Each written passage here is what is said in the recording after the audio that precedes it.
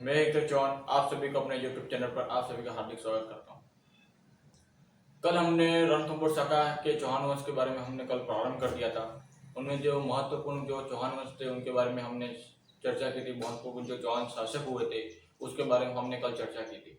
उनमें से चौहान वंश की स्थापना भी करवा दी थी रणथंभौर की एक शाखा। कल हमने रणथंभौर की शाखा का प्रारंभ किया, यानी कि रणथंभौर के चौहान वंश की शाखा का प्रारंभ किया था, जिसमें इसकी स्थापना किस तरह से हुई, किस शासक ने की थी और महत्वपूर्ण जो शासक थे उसके बारे में हमने कल चर्चा की थी। आज एक और महत्वपूर्ण शासक है जिसका नाम है हामिरदेव चौहान। ये अपने आप में रणथंभौर जो के चौहान वंश में अपने आप में एक महत्वपूर्ण शासक के नाम से जाना जाता है, महत्वपूर्ण शासक के रूप में पहचाना जाता है। आज भी इतिहास में अगर रणथंभौर शाखा का में चौहान वंश की जो बात करें, रणथंभौर के चौहान वंश की अगर बात कही जाए तो सबसे पहले नाम आता है हामिरदेव चौहान का।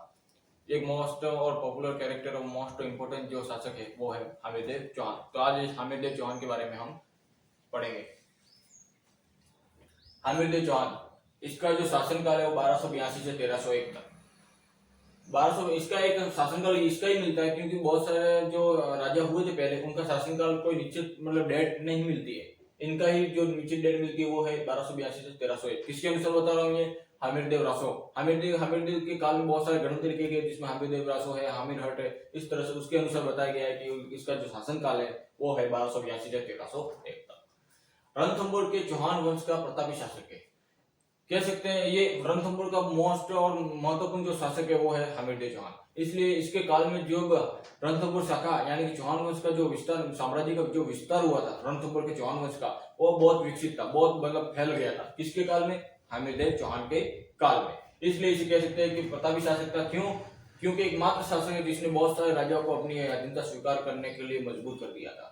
ये मोस्ट इम्पोर्टेंट शासक है जिसके काल जो अपने हट के लिए जाना जाता है, अपने हट के लिए जाना जाता है। और राजस्थान में जो संस्कृति की जो पहचान होती है वो होती है हामिरदेव चौहान के काल से। कह सकते हैं कि अगर हमारी संस्कृति की जो पहचान करनी हो तो हामिरदेव चौहान का अगर इतिहास पढ़ लिया जाए तो हमारी संस्कृति की पहचान, अगर हमारे हामिरदेव चौहान का इतिहास पढ़ लिया जाए तो हमारी संस्कृति की पहचान हो सकती है, क्योंकि अपने हट के लिए जाना जाता है। तो याद रखना, ये रणथंभौर के चौहान वंश का सबसे प्रतापी शासक है। कौन? हामिरदेव चौहान। इसका जो दरबारी विद्वान है उसका नाम है विजयादित्य। दरबारी विद्वान है विजयादित्य। हामिरदेव द्वारा हामिरदेव एक कवि भी, मतलब उसने बहुत सारी रचना भी की है, जिसमें से एक रचना है सिंगारहार। ऐसे बहुत सारी रचना है जिनमें से एक है सिंगारहार। इसकी रानी है रंगदेवी और पुत्री है इसकी पद्मनी। उसके बाद इसने एक यज्ञ किया था जिसका नाम है कोटि भजन यज्ञ।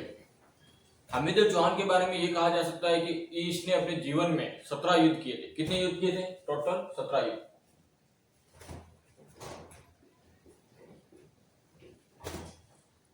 17 युद्ध किए थे, लेकिन इनमें से जीता कितना? 16 युद्ध जीता।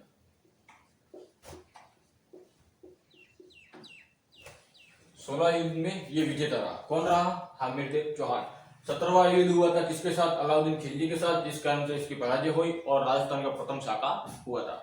हामिरदेव चौहान के बारे में कहा जा सकता है कि इसने एक यज्ञ करवाया था जिसका नाम है कोटि भजन यज्ञ। इस यज्ञ के द्वारा इसने क्या हुआ था कि यज्ञ करवाने के बाद जब अपने सिंहासन पर बैठने वाला था उस समय इसने क्या हुआ था कि पूरे राजस्थान में अपने मतलब पूरे राजस्थान में घुमाई, अलग अलग क्षेत्र में गया, अलग अलग, जहाँ पर सबसे पहले पुष्कर में गया, स्नान किया, ब्रह्मा जी के दर्शन किए और वहां से निकलते हुए अपनी गद्दी पर बैठा।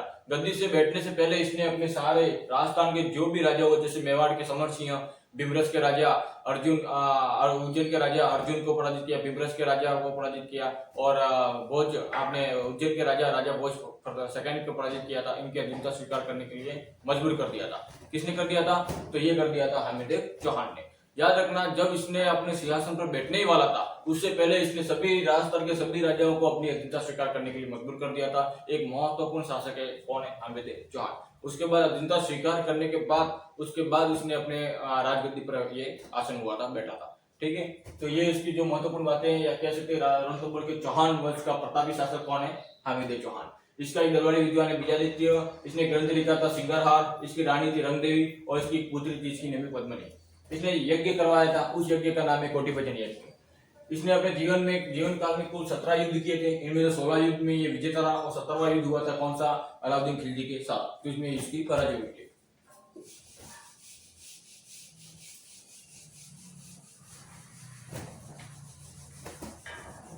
इसके काल में बहुत सारे निर्माण कार्य भी करवाए थे इसने। कौन कौन से निर्माण कार्य करवाए थे बता देता हूँ मैं।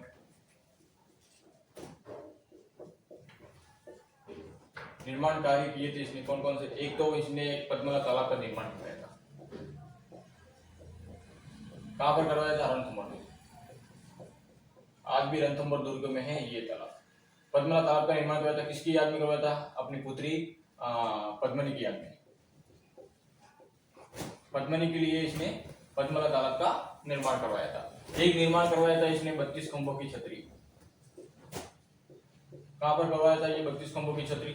ये 32 खंभों की छतरी इसने बनवाई थी रणथंभौर दुर्ग में। आज भी रणथंभौर दुर्ग में 32 खंभों की छतरी विद्यमान है। ये 32 खंभों की जो छतरी बनाई थी इसने अपने पिता की याद में बनाई थी। किसके? जेत्र सिंह। इसका पिता कौन है? जेत्र सिंह। जेत्र सिंह के 32 वर्ष के शासन काल को याद करते हुए इसने 32 खंभों की छतरी का निर्माण करवाया था। किसने? हामिद चौहान में। ताकि इतिहास में ये पता चले कि उसके जेत्र सिंह ने उसके पिता कितने वर्षों तक शासन किया था? 32 वर्षों तक शासन किया था। उसकी याद में इसने 32 खंभों की छतरी बनवाई थी। एक छतरी और है जिसका नाम है 66 खंभों की छतरी। ये भी रणथंभौर दुर्ग में ही है। लेकिन ये जो छतरी का इसने जो निर्माण करवाया था हामिद देव ने, वो करवाया था अपने गुरु की याद में।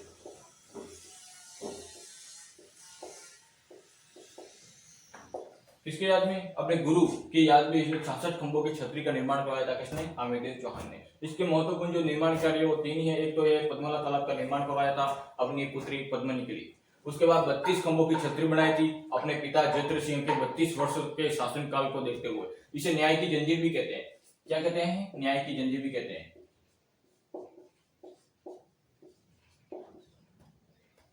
कहते हैं कि हामिद देव चौहान इसी छतरी पर आकर न्याय करता था।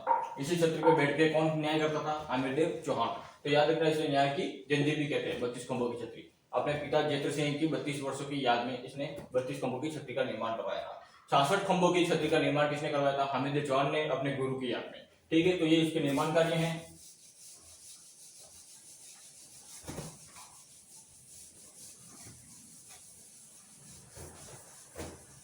उसके बाद इसने जो विजय प्राप्त की थी वो विजय प्राप्त की थी 3 राजाओं को हराकर। एक राजा था कौन सा? उज्जैन का।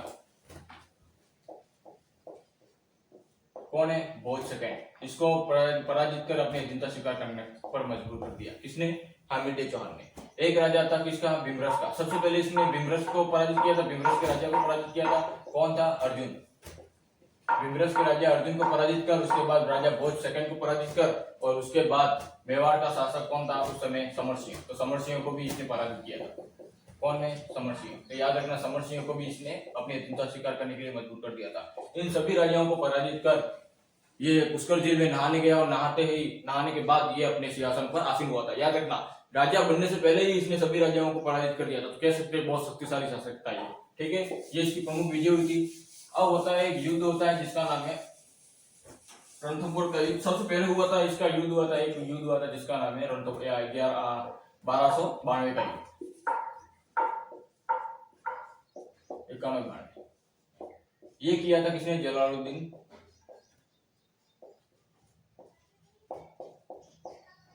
खिलजी। अलाउद्दीन खिलजी का चाचा जलालुद्दीन खिलजी ने यह आक्रमण किया था। किसने? रणथंभौर पर। किसने आक्रमण किया था? इसने आक्रमण किया था रणथंभौर पर। आक्रमण किया था, कहां किया था? रणथंभौर पर।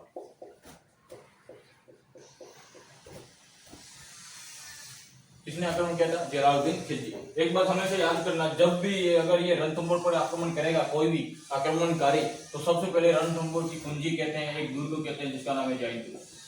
इस पर रणथंभौर दुर्ग पर आक्रमण करने से पहले इसको जैन दुर्ग को क्या करना था? जीतना था। क्या करना था? जीतना था। अब हुआ क्या कि जलालुद्दीन खिलजी ने 1191-92 में इसने जैन दुर्ग को जीता। किसने जीता? जलालुद्दीन खिलजी ने आक्रमण करके जैन दुर्ग को तो जीत लिया। जीतने के बाद ये किस तरफ आना था? तो ये आना था इसको रणथंभौर दुर्ग की तरफ। कहते सबसे पहले इसको जैन दुर्ग को जीतना होता था। जैन दुर्ग को जीतने के बाद वो रणथंभौर दुर्ग पर जा सकता था। इसलिए कहते हैं रणथंभौर दुर्ग की कुंजी किसे कहते हैं? जैन दुर्ग को। जैन दुर्ग को जीत लिया। किसने जीत लिया? अलाउद्दीन खिलजी ने। हुआ क्या कि रणथंभौर दुर्ग का जब इसने घेरा डाला तो कम से कम बहुत समय बीत गया। कम से कम महीने 2 महीने बीत गए। इसके पास सेना बहुत ज्यादा थी। सेना भूखी प्यासी मर रही थी, क्योंकि इसके अंदर जाने का कोई दरवाजा नहीं मिल रहा था, कोई रास्ता ही नहीं मिल रहा था। एकमात्र अजय दुर्ग कह सकते हैं, क्योंकि ये इतनी बुलंदी पर, इतनी पहाड़ियों पर विद्यमान था ये दुर्ग। इस कारण से इसकी जो सेना थी वो वहां पर पहुंच नहीं पा रही थी। तो इसको आ गया गुस्सा। अब भाई घेरा उठाए, तो अगर घेरा उठा लिया तो इसकी बदला में हो जाएगी। ये कहेंगे कि यार दिल्ली का शासक जलालुद्दीन खिलजी एक मामूली दुर्ग को नहीं जीत पाया और हार के वापस आ गया। तो इसने एक आइडिया लगाया, एक दिमाग लगाया। क्या लगाया? इसने अपने एक मंत्री था, जिसको कहा, किसने कहा? जलालुद्दीन खिलजी ने एक मंत्री को कहा कि यार चलो घेरा उठा लेते हैं। तो मंत्री ने कहा कि आप क्या बात कर रहे हो? तो इसने एक डायलॉग मार दिया। उस डायलॉग का नाम है, मैं ऐसे 10 किलो को मुसलमान के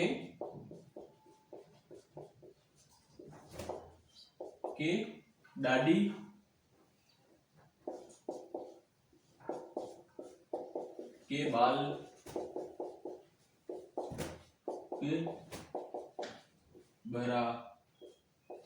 बराबर नहीं समझता।